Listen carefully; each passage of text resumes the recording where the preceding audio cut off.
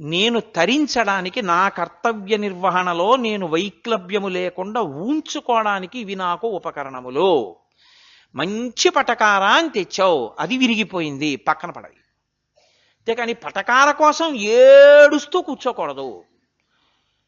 నీ కర్తవ్యం నువ్వు చేశావు, దానికి తగినట్టు వాడు నిలబడలేకపోయాడు, ఒక చిరునవ్వు నవ్వి విడిచిపెట్టి, లేదా ఒక్కసారి ఏడిచి విడిచిపెట్టి తప్ప అలా దాని గురించే వనల్లిపోతే నువ్వు మళ్ళీ వెళ్ళి ఆ ఇంట్లో గోడ మీద బల్లో వంటింట్లో పిల్లో అవుతావు. ఎందుకు వచ్చింది?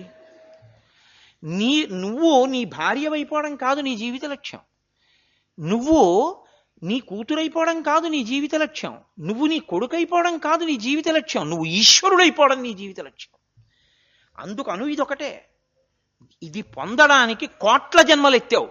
తీరా ఇందులోకి వచ్చిన తర్వాత ఇందులోంచి వచ్చిన ఓ కొడుకు కోసం ఓ కూతురు కోసం నా అనుష్ఠానం అంతా వదిలేసి వాడు పనికిమాలిన రీతిలో వాడు చెప్పినా వినకపోతే వాడి కోసం నా జీవితాన్ని పణంగా పెట్టి నేను ఈశ్వరుణ్ణి చేరకుండా నా ప్రస్థానాన్ని మార్చుకోవడానికి నేను సిద్ధంగా లేను.